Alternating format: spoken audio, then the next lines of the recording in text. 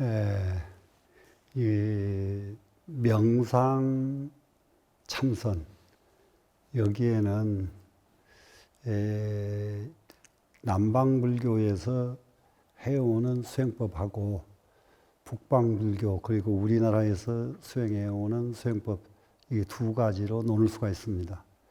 그래서 남방불교에서 해오던 수행법은 여기서 논외로 하고 우리는 지금 해야 될 것이 우리나라 전통 수행법을 해야 되기 때문에 우리나라 전통 수행법의 핵심은 관화선이 되는 겁니다. 관화선. 화두를 관찰하는 선이다. 그래요.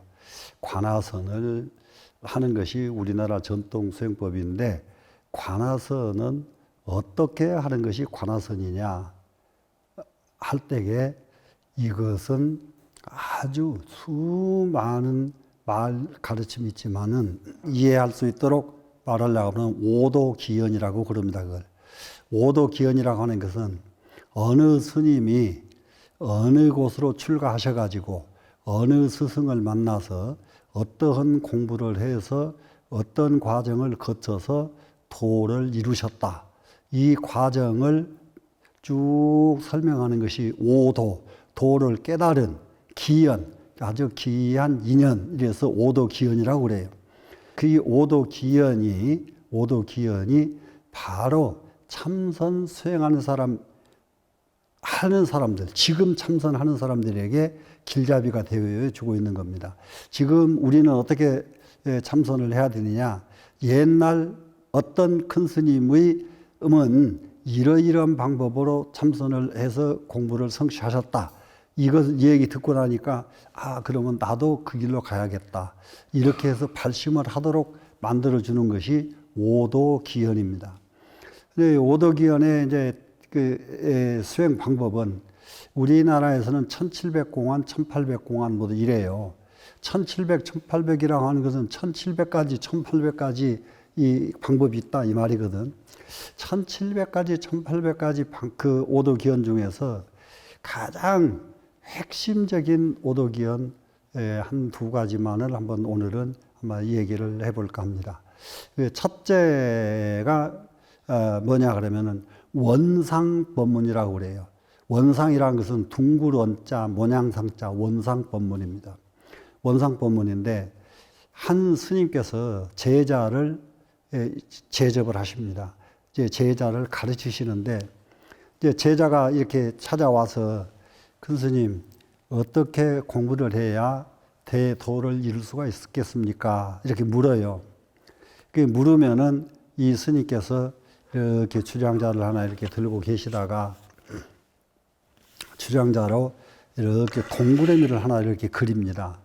동그라미를 하나 그려가지고 이랴타 불야타 이러십니다.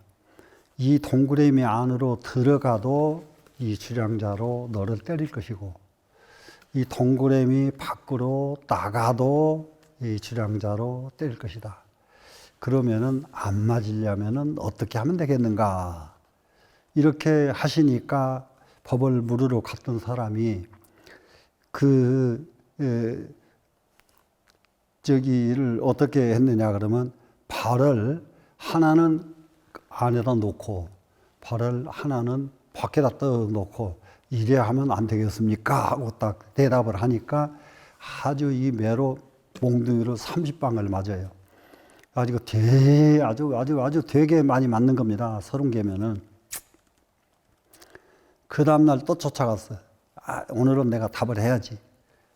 하룻밤 사이에 얼마만큼 안 맞으려면 어떻게 할까 연구를 해가지고 갔습니다.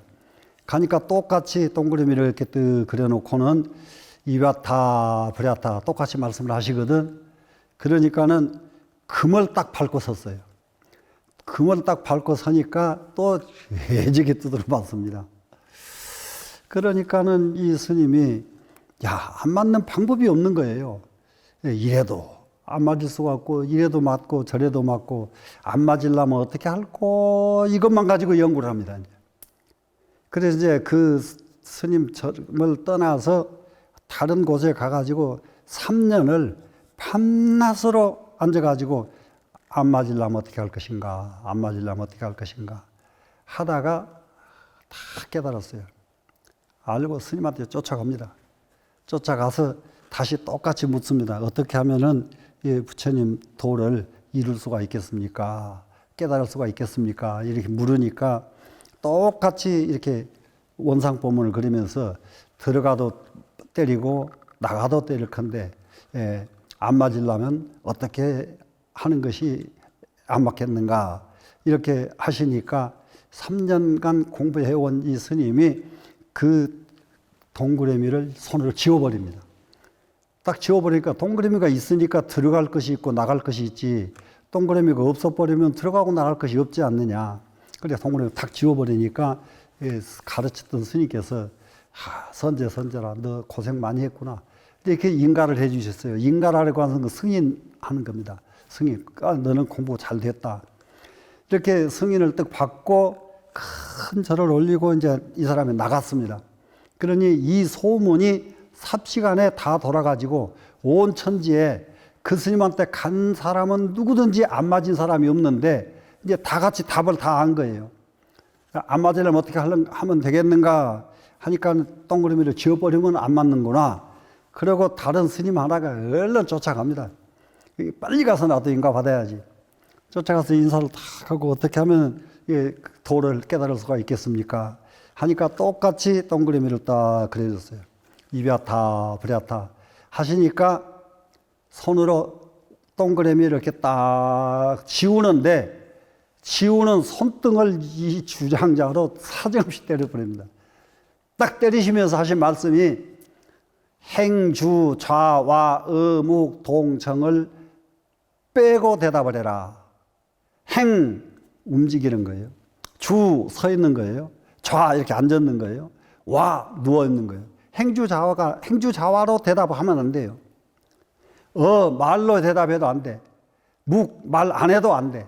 동 이렇게 움직여도 안 돼. 정 그렇게 아무것도 안 하고 이렇게 가만히 앉았어도 안 돼. 행주 좌아 어묵 동정을 쓰지 말고 일러라 하니까 이를 방법이 없어요. 행주자와 어묵동정을 쓰지 않고 대답할 수 있는 방법이 무엇인가? 이것이 결국은 화두가 됩니다. 그래서 모든 사람들이 지금까지도 자, 행주자와 어묵동정을 안 쓰고 대답하는 방법 어떻게 하면 행주자와 어묵동정을 쓰지 않고 대답할 수 있을까? 이렇게 일념으로 이렇게 공부하는 것 이것이 관화선이에요. 관화선. 그러다가 계속 어떻게 하면 행주자 어묵동정을 쓰지 않고 대답할 수 있을까?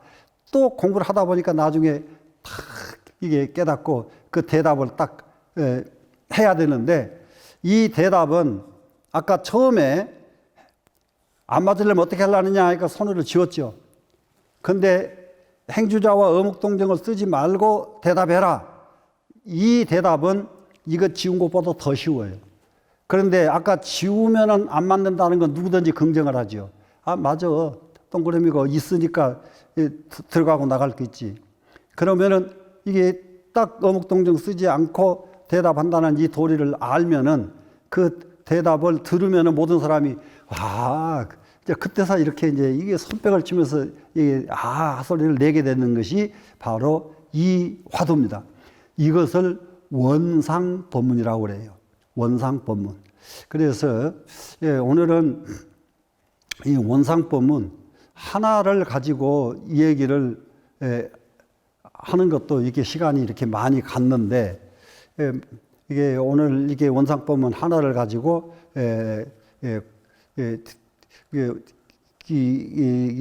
오도기원을 한 겁니다. 그러면 이제 하나를 더 일러서 설명을 하자 그러면은 안수정등이라고 하는 화두가 또 있어요. 안수정등. 그 안수정등이라고 하는 건 뭐냐 그러면은 안 그러면 언덕 암자입니다. 언덕에 드리워진 드리워진 정등 그러면은 등나무 넝쿨 이 말인데요.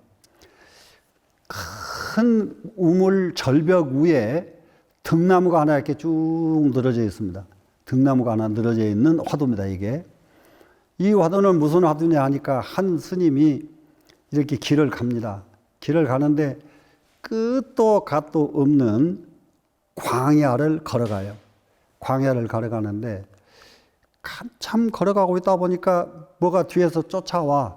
그래 돌아다 보니까 나찰귀라고 하는 귀신이 사람을 쫓아오는 거예요. 근데 이 나찰귀는 산 사람 피를 먹고 사는 귀신이에요. 그러니까는 이 사람이, 이 귀신이 쫓아오니까 이 스님이 나찰귀한테 피를 먹이고 나면은 자기가 죽으니까 나찰귀한테 안 만나려고 도망을 가기 시작해요. 계속 도망갑니다. 도망가고. 근데 나찰귀는 계속 따라오죠. 도망가다가 딱 보니까는 천길 낭떠러지 절벽이요. 더 이상 도망갈 곳이 없어요. 도망갈 곳이 없어서 밑으로 내려다 보니까 밑에가 수천 길 밑에가 밑으로 뛸 수가 없는 게 그 밑에가 독사떼가 우글우글우글하고 모여 있어요. 독사떼가. 그래서 글로 뛰어내려도 독사한테 죽게 돼 있고 가만히 있으면 나찰귀한테 죽게 돼 있고 그래서 어떻게 하면 될까 하고 찾아보니까 등나무 덩쿨이 하나가 늘어져 있어요. 그 절벽에. 그래 그걸 붙들고 절벽 중간에 매달려 있습니다. 그리고 절벽 중간에 매달려 있으니까 이게 나찰귀도 지금 안 만나고 밑에 독사떼도 지금 피하고 있는 겁니다. 지금 이렇게 붙들려서 매달리고 있는데 그때 마치 어디서 나타났는지 박쥐가 2마리가 나타나 가지고 그 등나무 덩쿨을 갉아먹는 거예요. 박쥐가. 이 갉아먹으니까 박쥐가 다 갉아먹고 나면 등나무 덩쿨은 끊어지죠. 끊어지면 그 독사 무리에 떨어지게 돼 있고 이렇게 돼 있어요. 그러면은 이 사람의 생명은 그야말로 백척간두예요, 지금. 이미 이래도 죽고 저래도 죽고 안 죽을 방법이 없습니다. 여기서 죽지 않고 살아남을 수 있는 길이 딱 하나가 있는데 어떻게 하면 죽지 않고 살아남을 수 있겠는가? 이것이 화두예요. 이게 화두입니다. 그러면은 이 말을 들은 사람은 이걸 연상을 해봐요. 만약에 내가 이런 상황에 처했다 그런다면은 여기서 안 죽으려면 어떻게 해야 안 죽을까? 어떻게 해야 안 죽을까?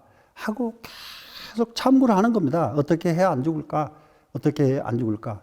이렇게 참고를 하면은 자연히 또 무릎을 딱 치면서 아하, 이렇게 해야 되는구나 하고 깨달아지는 거예요, 이제.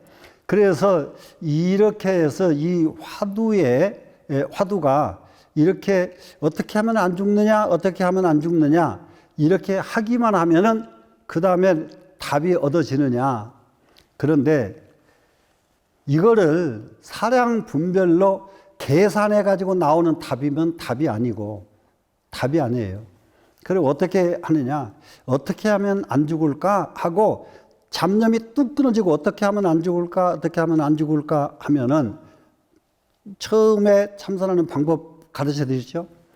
자, 오관, 이목구비를 가지고 어떻게 하면 안 죽을까 이 생각을 하다가 오관, 이목구비가 아니고 마음이 어떻게 하면 안 죽을까 이렇게 들어가야 되고 그러다가 더 그것을 통과하고 나면은 그 다음에 잠재의식, 무의식이 어떻게 하면 안 죽을까, 무의식이 어떻게 하면 안 죽을까 이렇게 공부됐을 때 이때를 대부분 선방에서는 그것을 오매일여 그럽니다. 잠 잘 때나 깼을 때나 한결같이 어떻게 하면 안 죽을까 하고 1년뿐일 때게 오매일여 그래요. 이 과정을 거쳐야 여기서 죽지 않는 도리를 깨달을 수가 있습니다. 이렇게 공부해 가는 것이 1800가지 방법이 있어서 그 방법을 듣고 공부하도록 가르치는 이유가 어떤 사람은 아까 원상법문에서 어떻게 하면 안 맞을까 이게 더 잘 되는 사람이 있고 또 어떤 사람은 어떻게 하면 안 죽을까 이 안수정등에서 더 잘 되는 사람이 있고 그 다음에 수 없는 그 화두들이 있는데 그 화두가 사람마다 다 다르기 때문에 1800가지 화두가 있다는 점 여기까지 이해를 하면은 이게 관아선 그 일념 정말로 이 일념을 다해서 마지막에 이르는 오도 기연의 일부를 오늘 공부하셨다 이렇게 생각하시면 되겠습니다.